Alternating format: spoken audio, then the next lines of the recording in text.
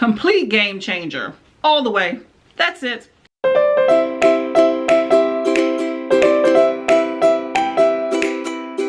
Hi, all my book baes. This is Courtney. Now listen up, listen up. Okay, I have finally become aware of an audiobook hack that I had no idea existed.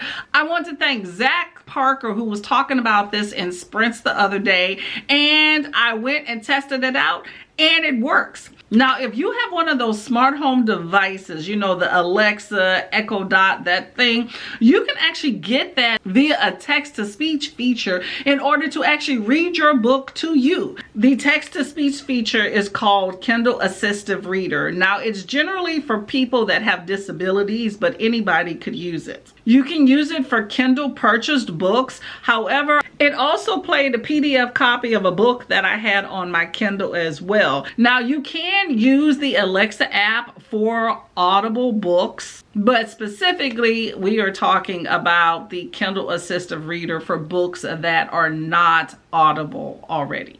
So no need to get one of those audiobook memberships. Now, you are not going to get all the bells and whistles with the different voices that those awesome audiobook narrators that get paid actually put into this book, but you're going to get an AI voice. But if you just want to have the book read, you can actually just have it done that way. Very simple and efficient. And one really cool thing is that you can go back and forth between the audio and the actual e-reader copy, and it is seamless on the page that you're on, so you don't lose track of your progress. I listened to part of one of my books already and it worked. So let's take a look at it and pull it up on my phone.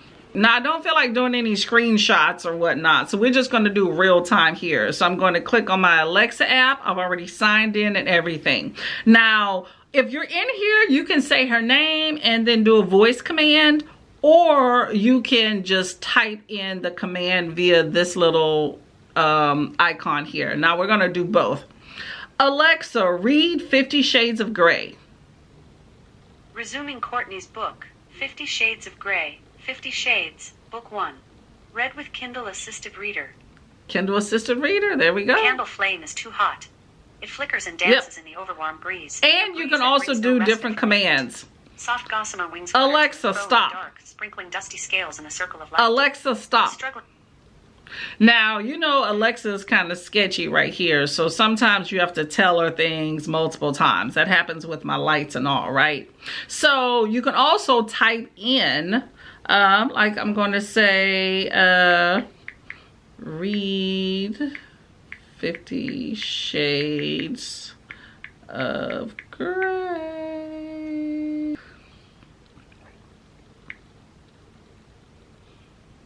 Chapter 17. And there you go. The candle flame is too hot. There you go. It flickers and dances Works. in the overwarm And breeze. you can just do Breeze that stop. brings no respite from the heat. I'm gonna say stop there.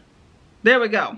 Now, what's cool about this is that you can tell it to stop, forward, pause, resume. Now, when it comes to going to a specific location, you can't say, hey, go to page 5. You have to say, hey, forward 30 seconds, rewind a minute, things like that. Same thing with typing. But one thing that you can do, I'm going to get out of here. You can click on the book. Okay, oops, sorry. Now it goes to right here at the bottom, right? So I click on it and there's 50 Shades of Grey, right? Now this little table of contents right here on the side, I don't know if you can see that. Anyway, click on that. It's only one thing. That is the table of contents. And you just go to whatever chapter you want. Like we'll go to chapter, where am I at? There we go. Go to chapter 12. Chapter 12.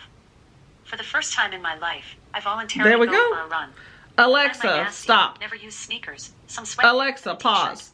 I put my hair in Oh my pigtails. gosh. Lush- All right, I'm gonna just go there. So there are some glitches, that's for sure, and you have to use it right, but it definitely works. But I do find that not all books have a table of contents. So in that case, when you click that, it'll just say the title of the book. And if you click on it, it'll just go to the beginning of the book again. So just keep that in mind, that not all books have that table of contents, but you can still find where you need to be by looking at the actual e-reader copy and fast forwarding to wherever you need to be. It's just more of a nuisance than anything, but it does work. But most books I find did have the table of contents.